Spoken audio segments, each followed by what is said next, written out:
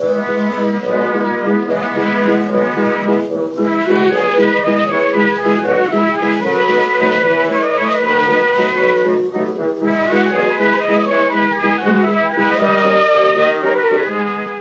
to Loremen, a podcast about local legends and obscure curiosities from days of yore. I'm James Shakeshaft. And I'm Alasdair Beckett-King. And Alasdair, it's a special episode. It's the 250th episode. The sweet 250. And in honour of it, I am doing a very, very chilling tale. It is The Cursed Fortune. The Cursed Fortune. Great name. Yeah, I think that's a good name.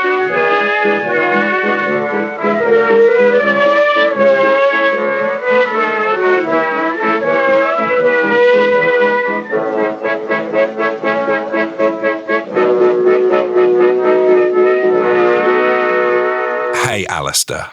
Hey, James. Do you know what episode number this is? I don't know. Something really small and unimpressive, like 7. Series 4, episode 5.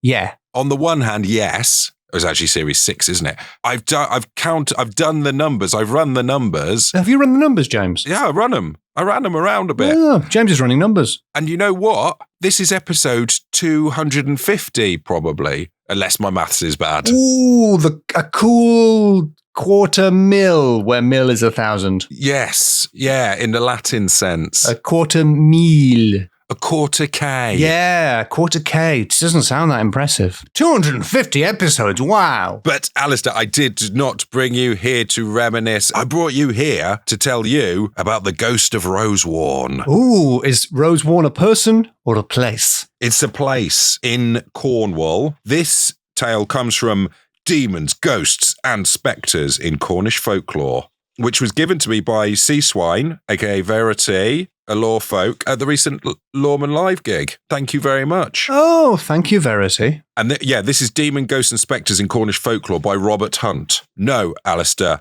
not the American footballer for the guard for the Carolina Panthers, born in 1996, Robert Hunt. Not him. Not that Robert Hunt. And no, Alasdair, it's not the English footballer who plays right back for Colchester United, who was born in 1995. It's not him. Not him, no. Not the Colchester guy. And Alasdair, no, it's not the Robert Hunt that is an NFL offensive lineman born in 1981. Ouch! I don't know if that's a lineman that is particularly offensive or somebody who makes offensive lines. And I just brainstormed offensive lines. I mean, the first one I thought of is the one that kind of looks like the Manx flag, but with an extra leg, if you know what I mean. Yes, that is perhaps the most offensive line. That's the most offensive number of lines. Or maybe the dotted line emanating from the tip of a classic schoolyard CMB. Emblem, yes. A sigil. Yes, that's quite an offensive line. That's a very offensive line, yeah. Also, Alasdair, I'm not talking about the Robert Hunt that's a South African rugby union tight-headed prop. A tight-headed prop? Or tight head prop, who was born in 1996. I don't know what a tight head prop is. This is such a sporty name. Everyone with this name is a professional sportsman. Apart from, it's not the Robert Hunt that's the American musical theatre actor. I haven't got a birth date for him, actors, who was the star of Boobs the Musical. I'm sure he's a sporty fellow as well. By the way, Boobs the Musical is the story of Ruth Wallace, who was a novelty popular cabaret singer from the early 20th century. I would have called it Boobsicle! Exclamation mark. Muse the Boobsicle. It sounds more like a stag do frozen snack. Oh, yeah, a boobsicle. Yeah. By the quote about Ruth Wallace, as part of her songs, she often took on an accent for songs about characters from other countries. Nice. Maybe she should get a job as an offensive linebacker. She sounds like she'd be spitting some offensive lines. Boom. And no, Alasdair, the Robert Hunt that wrote Demons, Ghosts and Spectres in Cornish Folklore is not the American screenwriter and director Jim Kauf, who is sometimes credited as Bob Hunt. So we're not talking about that guy, no. We're talking about the Robert Hunt that was born in 1807, the British mineralogist. It's easy for me to say. Or small earologist. He was a professor at the Royal School of Mines. So up until this point in the episode, it's just been disambiguation. Yeah, I just want it. Yeah, I was getting through a did you mean in live times. He was the author of Popular Romances of the West of England in 1865, this Robert Hunt. By the way, in his work as a scientist, he did some physical and chemical investigations, which I don't think is a euphemism, with Robert LoreFolk. That is a great name. That's a great name. It's a great name whether it means where is the fox or like werewolf, fox. It doesn't say that he didn't at every full moon turn into a fox. Every full moon he's wearing a little jerkin, smoking a little pipe. Stealing those chickens. Which is why I imagine foxes do. Stealing chickens, that's the other thing foxes do. It's not all smoking tiny pipes. No, they do have to go out to work. But Alasdair, the story I've got to tell you, it's a chiller. It is actually quite a scary story. Are you ready? I am. Okay, good. That's good. So this is the Ghost of Rosewarne. And now, again, I've got a great name right at the start here. Our main character, our protagonist, is called Ezekiel Gross. Ugh. Or Grosser. It's the German Grosse, Grosser. But I'm going to go with Gross. Who was a gentleman, Ezekiel Gross, attorney at law. Oh, great. Is he really attorney at law? This is a real person from the 1640s, and he bought the lands of Rosewarne from the de Rosewarne family. That is a point of fact in the historical record. That did actually happen. It's also a point of fact that he wore like little braces. Then he would put his thumbs in his little braces and just stretch out his little braces and say, "If it please the court," and say things like that. "Your Honor, it occurs to me." He did an accent that did not yet exist. Yeah, he invented that accent. Yeah. Someone, because it was the 1640s, and he was in Cornwall. Maybe one of the old Mayflower gang heard him and thought, you know what? Let's go to America and create small town lawyers. Start a new life and pretend that's our actual accent. I'm Ezekiel Gross. Tiny at law. Oh, that's good, because I was looking for a voice for him, because there's quite a few quotes. So I'm going to use... Well, you found it. I'm going to use the Foghorn Leghorn voice.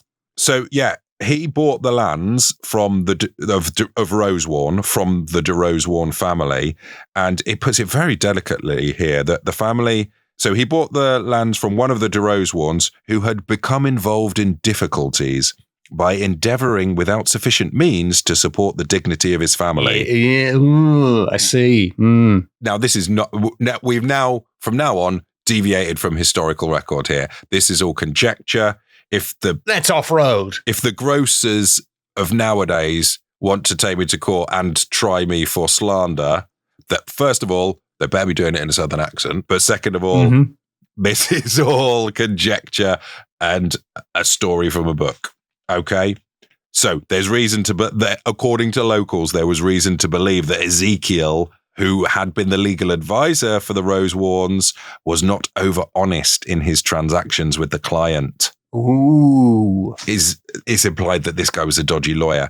I don't know about you, Alasdair, but given how much in literature, pop culture, aside from the John Grisham period, almost always lawyers were dodgy, right? And in real life, this is continuing. I'm very nervous whenever dealing with solicitors or lawyers. You sort of assume, don't you? Because it's a good job being a solicitor. It's like being a doctor. And so you assume that solicitors are probably all pretty smart, sharp as a tack, very on it, until you have cause to have any dealings with a solicitor. And then you're terrified. And it's like someone's just stretched a toddler out and put them in a suit. And they, I don't know, the conveyancer for our flat, I never saw her not covered in crumbs. You're covered in crumbs. Were you just eating a sandwich like a second before I saw you? What's going on? What's with the crumbs? I'm just at every point when I was going through my buy another house thing, because we're middle-aged men and we didn't have smashed avocado, so we're both homeowners. We did all of our avocados unsmashed. But I was just, every time I had to sign something, it felt like this was the first step in a series of events that would leave me penniless and destitute or in jail because I was being hoodwinked. It feels exactly like that. I think it's probably like estate agents and teachers and solicitors. Even if you've had an encounter with a good one of the breed, you're almost guaranteed, because there's always another solicitor So even if you like your solicitor, you're still dealing with that other solicitor for the other person. So you're almost guaranteed to encounter a bad teacher, a bad estate agent. And so I guess this is why they're so hated, because you're almost guaranteed to have had a terrible experience with them. Or in pop culture, or not even pop culture. I mean, this is a book from the 1875. In pop culture, like the folklore books from the 19th century that we read. Version, which was published at Check's Notes, 1991. No. So anyway, but this Ezekiel Gross, according to the stories, was through dodgy dealings, bought the de Rosewarne lands. Covered in crumbs as well. And he had scarcely made Rosewarne his dwelling place before he was alarmed by noises. Ooh, a little bit of spooky justice. Also, spooky justice, possible name for a crime fighter. Oh, yeah. I'm still thinking a sort of blaxploitation character that maybe assists or tries to defeat Ezekiel Gross. Ezekiel Gross. Ezekiel Gross. A tiny law. He's slightly sliding towards New York there with the accent. It always will. Yes, so it's like literally his first night there, there's noises of an unearthly character. And then one very dark night. And that unearthly character is Spooky Justice. Yeah. Yes, it is.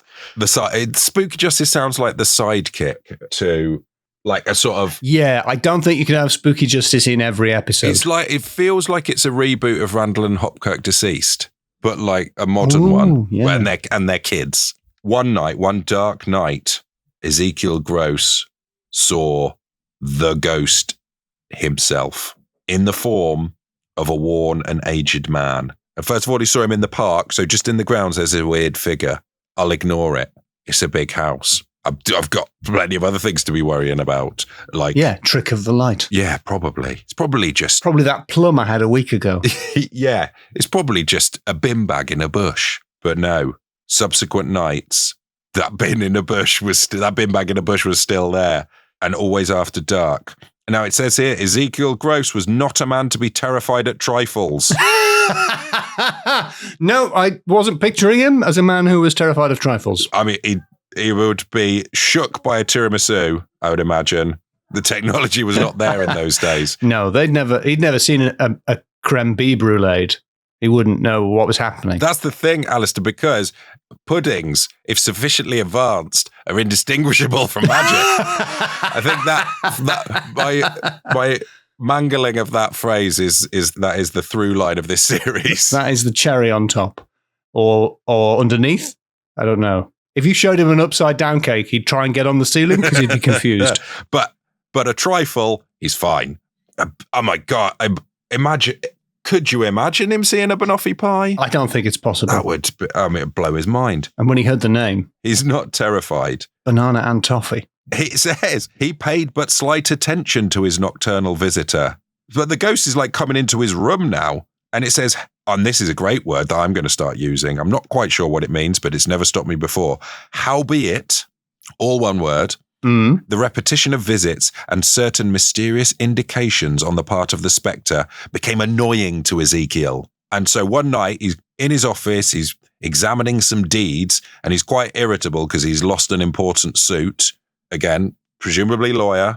Lawsuit, yeah. Because you think the braces would keep them in place. Well, that's why he's got them. The visitor's in his office, and it says, making some strange indications which the lawyer could not understand. So it's not said anything yet. It's just doing some... So it's kind of charades at this point. Maybe charades didn't exist back then. 2 words. First word, get. Second word, out. No. Well, no. First word sounds like... brrr, brrr. It sounds like cold. Is that you doing boobs? Is that an audio mime?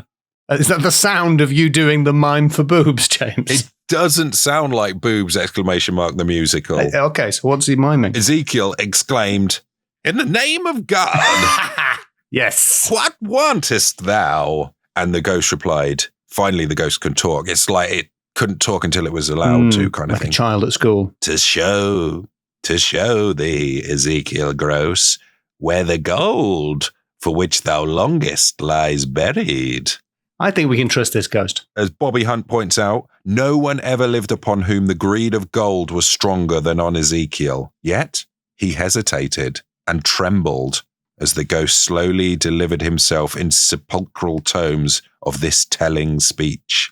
So he wants the gold, but he's a bit nervous because it was told to him by a ghost, which I think is fair enough. Yeah, you've got to consider the source of your information. He longed to obtain possession of the secret, yet he feared to ask him where he was to find this treasure. And the spectre's like just staring at him like, I know you want gold. I know you're scared. I kind of like it. And at length, lifting his finger, he beckoned Ezekiel to follow him. And he's like, goes to turn out the room, looks back. Ezekiel's stuck in his seat. He's not got the strength to move. So, come, said the ghost in a hollow voice. Still, Ezekiel couldn't move. And then it says, gold, exclaimed the man in a whining tone, though in a louder key. He just shouted the word gold. Come on. He's like he's trying to get a kid to do a thing. Come on. Or a little dog. Come on. Gold. Gold. Where? Gasped Ezekiel. Follow me, and I will show thee. But still Ezekiel can't get up. He's stuck in his chair. And then, I command thee to come, almost shrieked the ghost. And now Ezekiel felt compelled to follow. And he follows him out of the hall, into the park, over the fields, following this ghost that was gliding in front of him, illuminated by a peculiar phosphorescence, until they arrived at a little dell. Scientifically impossible. They reached... Why, sir, you are no more than the banoffee pie and tiramisu I ate earlier. Ezekiel was dead. Dead as a doornail. Or was it coffin nail? Anyway. Happy March, everyone. Enjoy your March. Oh, it gets even more Christmassy, by the way. So they arrive at a little dell, and on it is a small cairn formed of granite boulders. And the spectre just sort of floats there. And Ezekiel approaches it. And he's standing, looking at the cairn, trembling, looking at the old ghost who was staring right at him. And the ghost says, Ezekiel Gross, thou longest for gold as I did. I won the glittering prize, but I could not enjoy it. Heaps of treasure are buried beneath those stones. It is thine, if thou diggest for it. Win the gold, Ezekiel. Glitter with the wicked ones of the world, and when thou art the most joyous, I will look in upon thy happiness. And then the ghost disappeared. So it's win-win. It's all good. Here's the gold, mate. Get in there. I maybe ignore the line glitter with the wicked ones of the world. Yeah, actually, to be fair, that did seem a little concerning. Finally, Gross manages to recover himself, and he exclaims, Ghost or devil, I will soon prove whether or not thou liest. 1, 2, braces off. And he sort of heard a faint laugh echoing between the hills as he said those words. And so he noted the spot, went back to his house, and thought about it for a bit. And then a few nights later, under the cover of darkness. Darkness. The most dark. Darkness. Loch Ness, the most Loch Nessy. Anyway, he went back with the aid of a crowbar and overturned the stones, and he started digging. Didn't dig far, and his spade struck against something metal. Dunk, dunk, dunk.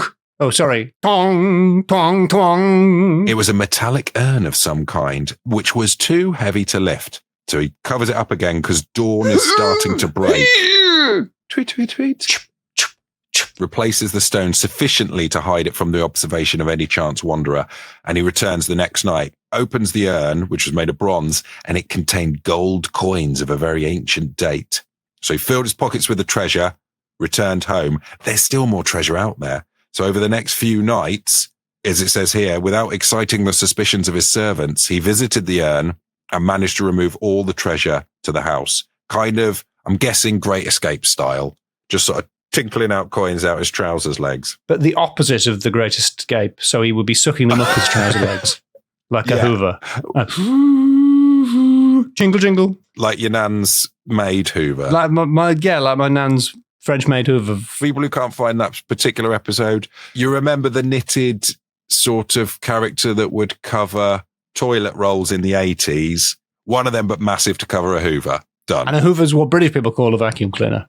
So now you have all the information to understand that. And as Bobby Hunt says, there was nothing in the series of circumstances which had surrounded Ezekiel which he could less understand than the fact that the ghost of the old man had left off troubling him from the moment when he had disclosed to him the hiding place of this treasure. Weirdly, and perhaps he should pay more attention to this, the bit that's confused Ezekiel the most is as soon as the ghost told him about the treasure and he took it, the ghost stopped haunting him. Right, even though the ghost said that that's what was going to happen. But that is a red flag for me. For me, that's a red flag. Because the ghost was coming there every night. He started off as a bin bag in the hedge, and then he ended up as a weird charades partner in his office. Told him about some gold, said, have some gold, briefly alluded to the evil people in the world, and then disappeared once he'd taken the gold.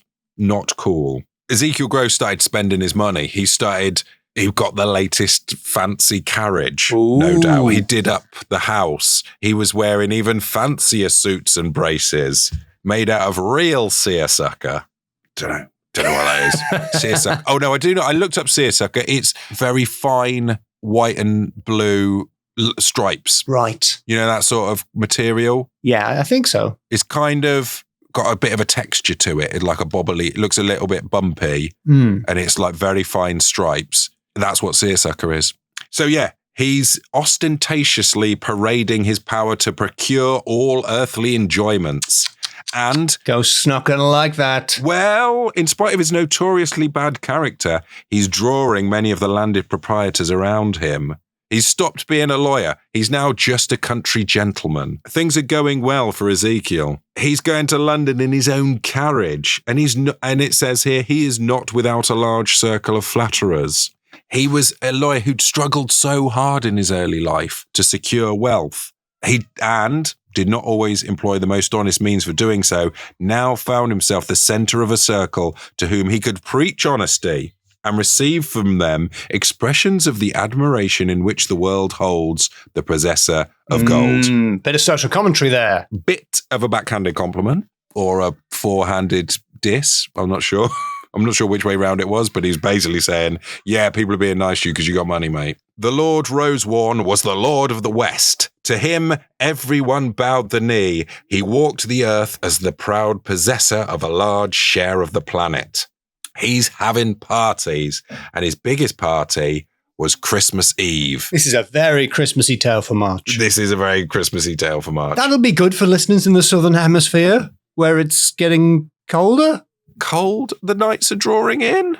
Yeah, the nights are drawing in. Surely the nights are drawing in. Yeah. I think they still have Christmas in December, though. Do they? That is a misconception that Australians celebrate Christmas in June. So it's Christmas Eve, though, in Rosewarne. There's a big party. There's ladies and gentlemen. Oh! They are enjoying the full enjoyment of the dance. Right. Everything is joyous. Mirth is in full swing. Ezekiel felt to the full the influence of his wealth. My. I must say it is good to be rich.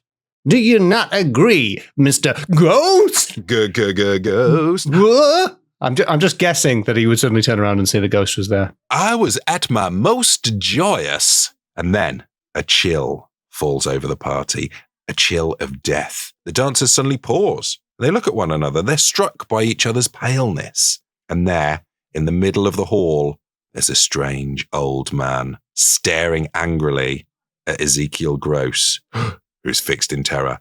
No one has seen this old guy come in. He's just standing there staring for a minute, and then he's gone. And Ezekiel, as if a frozen torrent of water had thawed in an instant, roared with impetuous laughter. What do you think of that for a Christmas play? There was an old Father Christmas for you. How frightened you all look. Butler, order the men to hand round the spiced wines. On with the dancing, my friends. It was only a trick, and a clever one, which I've put upon you. On with your dancing, my friends.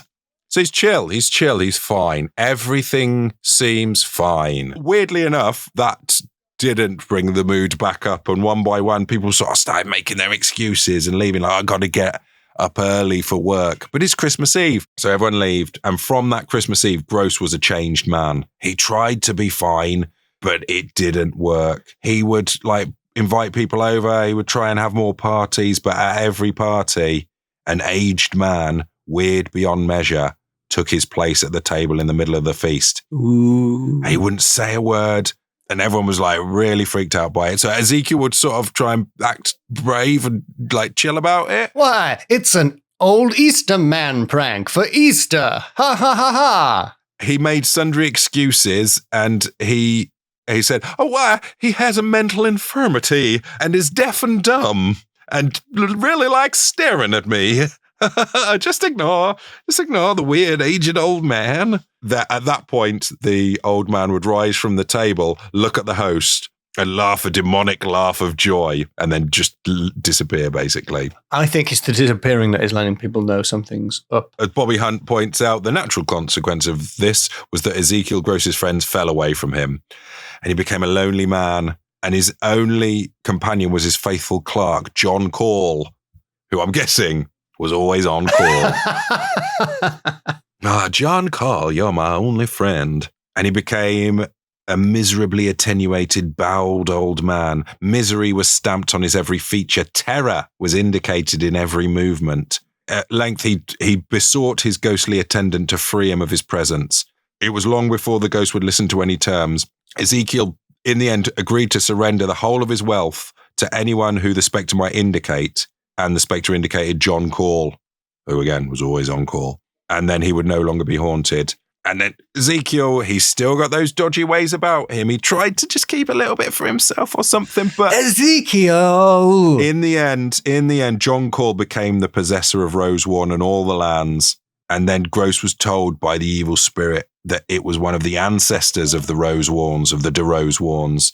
And by fraudulent dealings, that guy had obtained the hall, and he was only allowed to visit Earth again for the purpose of inflicting the most condign punishment on this avaricious lawyer.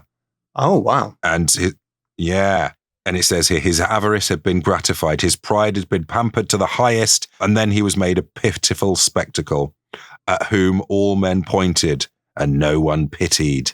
Oh. He lived on in misery, but it was for a very short time. It reminds me of Princess Bride to the Pain. Princess Bride to the Pain? You know, The Princess Bride, the film. Yeah. Is there a sequel? No, To the Pain is the threat that Wesley makes. Oh, yeah. To the guy. It's brilliant. He's like, I'll chop off your nose and your eyes and your hands. And he goes, and then my ears, I suppose. I killed you too quickly the last time, a mistake I do not wish to duplicate. He said, no, your ears you keep, so that every child that cries out in your presence, every person that says, dear God, what is that thing, you will hear in your perfect ears. That is what to the pain means. Anyway, very good speech. And he did that. He to the pained him. And Ezekiel was found dead. And the country people ever said that his death was a violent one. They spoke of marks on his body. And some even asserted that the spectre of de Rosewarne was seen rejoicing amidst a crowd of devils as they bore the spirit of Ezekiel over Cornwall. Ooh. And so John Cole ended up with the whole place? Not as far as I know. It sounds like he should have got the curse, right? Should have continued on. Ezekiel should have only have been given respite. Maybe Ezekiel refused to pass the curse on. But I guess that's spectral justice. He doesn't always play by the rules, but he does get results. Spectral justice. Yes. Are you ready to pass judgment? Wasn't it good? It was great. Thank you very much. Cheers, Sea Swine / Verity. Let's score it then. I'm ready. What's the first category? Names. Very high. Ezekiel Gross? Well, according to the story is a bad guy. Maybe not be a bad guy in real life, but it's a bad name for someone that could be perceived as being a bad guy in real life. Yep. Great name. John Call, who was always on call. Yep. The Roberts Hunt. Yes. De Rosewarne is just quite a nice name. Cornwall, probably saying that wrong. Oh, of course, Robert Werefox. Okay, I forgot about Robert Werefox. Makes a terrible noise every full moon. Yes, it's got to be 5 just for Robert Werefox. Excellent. There's your 5 right there, Fox. Werefox? There, Fox. Where on the fox? Right there. A little fox with pants on. A little pipe. Okay, then. Second category. Come on, then. supernatural. All right, it is a very supernatural story, but I gave you a 5 for names, so I feel like I can't just be handing out the 5s, can I? I've got to be a little more strict here. Wait, what? Well, we've got one very solid ghost. Yeah. With a whole plan, it teaches a lesson. Big time. It's highly narrative. And there may have been a cloud of devils, so that's pretty good. A crowd of devils, but I think a cloud of devils is a better image. Oh, a crowd. Yeah, I was hoping for a cloud. You got a bin bag in a... It was the bin bag, yes, that's quite good. That turns into a real baddie. Yeah, then none of the other Roberts Hunt had anything supernatural. Yeah, that's true. We didn't get anything from Boobs the Musical. It's a 4 because so few of the other Robert Hunts were pulling their weight, spooky-wise. Fair enough. But that DeRose one ghost was pretty darn spooky. But I'm kind of marking it down because I think someone just made that story up. It's too neat. It's too well told. Gold! But maybe the guy DeRose... We know that DeRose one did buy the house from the... We know that Ezekiel Gross did buy the house from the DeRose ones. Maybe he did become a sort of broken and weird old man and was tricked out of his money by John Call, who was always on call. So you're putting the blame on John Call. Maybe it was maybe that brings me to my next category, the big scam. Okay, break that down for me. John Call scammed Ezekiel Gross. Oh, he pulled Scooby-Doo. He Scooby-did it. He Scooby-did. And Ezekiel Gross was Scooby-done. Oh, he Scooby shouldn't, but he Scooby-did. That was the thing. You spent so long wondering whether you Scooby could. You didn't have to think whether you Scooby should. Scoobyverse remake of Jurassic Park. Yeah. Jurassic Rock. Jurassic Park? That's better, actually. Yeah, well done. So I think it's 5 out of 5 for the big scam because... If you're going to knock me down for supernatural, you got to knock me up. Yeah. If it's not so supernatural, it's got to be a scam. And... Yes. Yeah, there's your 5 Scooby snacks. There's a 5 in the form of a really tall sandwich that a man or a dog could eat. Final category, pudding. Pudding? Yeah, it might just be because we're recording this and I'm quite hungry. Yeah, it's kind of lunchtime. But I'm just thinking about puddings at the minute. Your tiramisus, your banoffee pies, your trifles. Tiramisu me. Yes, the trifling matters. It makes a tiramisu out of Sue and me. Out of me and Sue. Oh. Just to think now, I'm just thinking of other puddings that like it makes a burnout. It makes a bur out of new and fee. Maybe that should be the category. It makes a tira out of Mitt and Sue. Yeah, that is quite a bad category. Yeah, no, it's a good story. It was a good story, and most importantly of all, he got his just desserts. He did, didn't he? Didn't he, James? I assume you planned that pun. I'm going to stop Googling banoffee recipes and go, yeah, definitely. Absolutely. Yeah, no, 5 out of 5 for pudding. If you pop some speculoos in the biscuits, you get a very nice base. So you mix it. It's not just digestive base. You also pop a few speculoos in there. Well, thanks for the tip.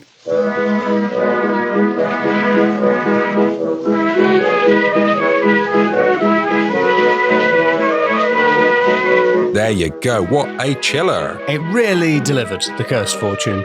That fortune was well cursed. I'd say, ladies and gentlemen of the jury, that story very much delivered on its title. Thank you for lore coming with us on this lore adventure. Lore journey. Thank you to everyone who supports us on patreon.com/LoremenPod, where you too can support our endeavors and get access to bonus episodes. Join us. Thanks very much, Joe, for editing it. Cheers, Joe. I think I already said that, but I really appreciate it because you had to do some fiddling around with this one. Oh, yeah, James really messed this recording up. For once, it wasn't me.